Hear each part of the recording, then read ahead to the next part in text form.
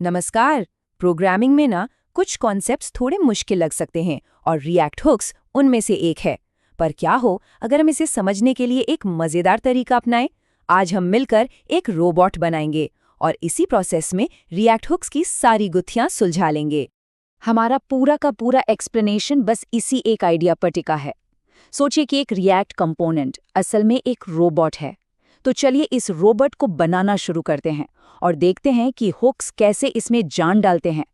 तो हर कहानी की तरह यहाँ भी एक प्रॉब्लम से शुरुआत होती है और हमारी प्रॉब्लम ये है कि शुरुआत में हमारा रिएक्ट कंपोनेंट यानी हमारा रोबोट बस एक बेजान ढांचा है, बिल्कुल स्टैटिक, कोई हरकत नहीं। मतलब हुक्स के बिना ये रोबोट कुछ भी नहीं कर सकता।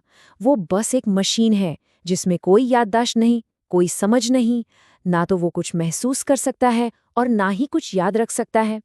बस चुपचाप निर्देशों का इंतजार कर रहा है। और यहीं पर हुक्स का असली जादू दिखता है। देखिए, बाईं तरफ हमारा रोबोट एकदम स्थिर है, कोई मेमोरी नहीं। लेकिन दाईं तरफ जैसे ही हुक्स आते हैं वो अचानक जिंदा हो जाता है। वो रिएक्ट करता है और चीजों को याद भी रखने लगता है। ये एक जबरदस्त ट्रांसफॉर्मेशन है ना? तो सवाल ये है कि इस बेजान मशीन में जान फूकी कैसे जाए? सबसे पहले तो हम इसे एक दिमाग देंगे। हमारे रोबोट का पहला और सबसे जरूरी अपग्रेड होगा याद रखने की क्षमता।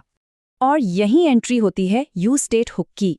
यू समझे कि ये हमारे रोबोट का दिमाग है। ये कंपोनेंट को जानकारी मतलब स्टेट या यूं कहें कि यादें संजो कर रखने का तरीका देता है। ये एक बहुत ही सिंपल लेकिन पावरफुल मेमोरी यूनिट है। अच्छा, तो ये दिमाग काम कैसे करता है? बहुत ही सिंपल है। स्टेप 1, एक मेमोरी बनाइए, कोई भी ऐसी चीज जिसे रोबोट को याद रखना है। और स्टेप 2, जब भी जरूरत पड़े उस मेमोरी को अपडेट कर दीजिए। बस यही वो पावर है जो हमारे रोबोट को सीखने और बदलने की ताकत देती है। ठीक है, तो हमारे रोबोट के पास अब एक दिमाग तो आ गया, बढ़िया। पर सिर्फ याद रखना ही तो काफी नहीं है ना। उसे अपने आसपास की दुनिया को महसूस करने और उसके साथ इंटरैक्ट करने की भी जरूरत है। मतलब उसे सेंसर्स चाहिए।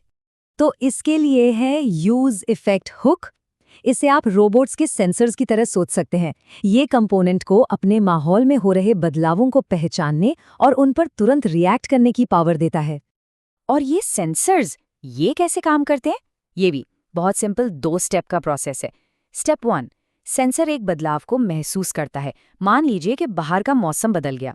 स्टेप 2, उस बदलाव के जवाब में रोबोट एक एक्शन लेता है, जैसे कि हीटर चालू कर देना। पहले महसूस करो और फिर रिएक्ट करो। तो अब हमारे पास सारे पार्ट्स हैं। हमने अपने रोबोट को एक दिमाग दे दिया यानी यूज स्टेट, और सेंसर्स भी यानी यूज इफेक्ट। अब देखते हैं जब ये दोनों साथ मिलकर काम करते हैं तो क्या होता है। तो दिमाग और सेंसर्स के साथ हमारा रोबोट अब जिंदा है। सच में वो अब सिर्फ एक बेजान चीज नहीं है, वो अपनी यादों का इस्तेमाल करके बदलावों पर रिएक्ट कर सकता है और पूरी तरह से डायनामिक तरीके से काम कर सकता है। तो इतनी मेहनत का आखिर फायदा क्या हुआ? हमें मिला क्या? 3 बड़े फायदे। हमारा कोड स्मार्ट हो जाता है क्योंकि अब हमारा रोबोट सोच सकता है। कोड छोटा हो जाता है क्योंकि हमें इसे बनाने के लिए कम लाइंस लिखनी पड़ती हैं। और सबसे ज़रूरी, हमारा कोड कहीं ज़्यादा पावरफुल हो जाता है क्योंकि अब हमारा रोबोट मुश्किल से मुश्किल काम भी आसानी से कर सकता है। ये लाइन ना सब कुछ कह देती है। हुक्स आपके कोड को ज़्यादा स्मार्ट, छोटा और बहुत बहुत ज़्यादा पावरफुल बनाते हैं। यही वो एक चीज़ है जो हमें याद रखनी है।